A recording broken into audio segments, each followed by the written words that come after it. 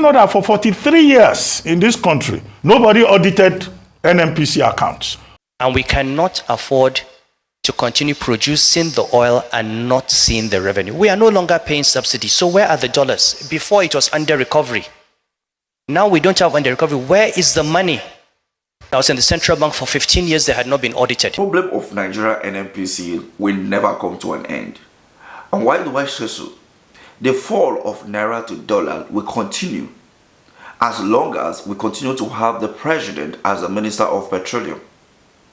Manike, who happened to be the Minister of Petroleum under Goodluck Jonathan administration, we have seen a lot of allegations.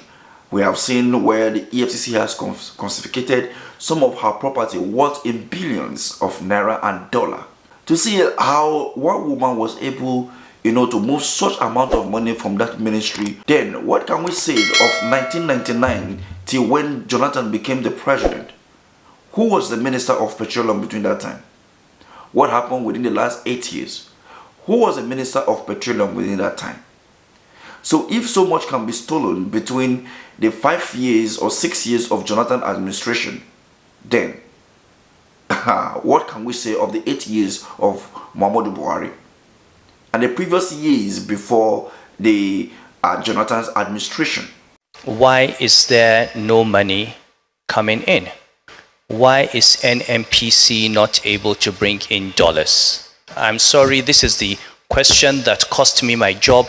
I will continue asking this question until NMPC is fixed or until I die. Where are the dollars? We need to shine light on NMPC. Finance minister cannot tell you because he doesn't have a metering system that reports to him. The finance minister cannot tell you that today, this is how many barrels of oil that we produce and exported. He can only rely on NMPC telling him. Those barrels are revenue. They belong to finance. We've been talking about this for 10 years. We need a metering system. The finance ministry needs to know how much oil we are producing every day, how much oil we are selling, and where the money is going. Because if you don't fix the leakages in that system, if you don't fix the revenue, the dollar revenue issue, you will never fix the exchange rate problem. Oil is not going to grow our GDP. I've always said that. If you took out all the oil in Nigeria today and sold it, it would raise our per capita income to maybe $4,000. We won't even be a middle income country. Oil will never make us rich, but it is working capital. It is a lubricant for our import dependent economy. And we cannot afford to continue producing the oil and not seeing the revenue. We are no longer paying subsidy. So where are the dollars? Before it was under recovery. Now we don't have under recovery. Where is the money? That's the issue I raised for which I was suspended. You can suspend me again.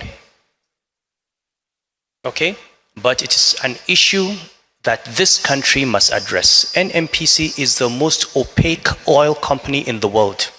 So when you look at this carefully, the Ministry of Finance have no knowledge about how much of the oil we produce every day.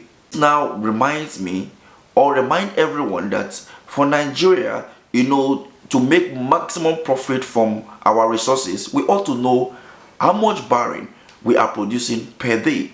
As long as we cannot even hold to this information, then how do we even account for the money being spent in that ministry? And this is the position of the former CBN governor. And according to him, he said this was the reason why he was sacked or was suspended, because he continued to ask those questions, of which he said, I will continue to ask these questions until I get my answers.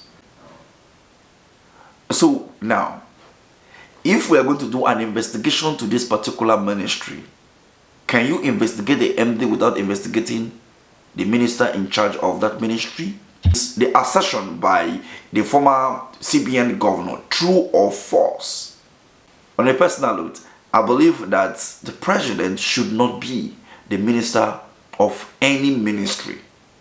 He should appoint someone, so that what just happened in the Ministry of Humanitarian and Poverty Alleviation, where someone has been suspended, same can be done if such misappropriation is being found in a particular ministry, because you cannot suspend the president if he is a minister of a particular ministry.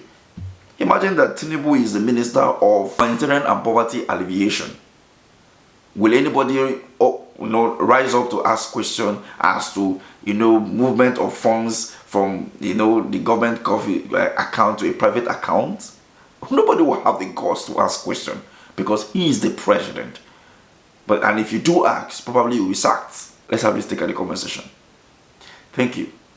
Now, he talked about the opaqueness of NMPC. Yes, he's right in that regard, because the audit that he's asking for, do you know that for 43 years in this country, nobody audited NMPC accounts until 2020, when the present MD of NMPC, as he then was, now CEO of NMPCL, released the 2019 and 2020 audited reports. That was the first time NMPC would release any audited accounts, despite the existence of Nnpc under Waziri Adio and Nnpc under Ogbonayaoji, who is there now, have also raised a number of questions. But where we are now, different from where we were in 2014, is that at least now under Mele Kyari, NMPC audits its accounts and publishes.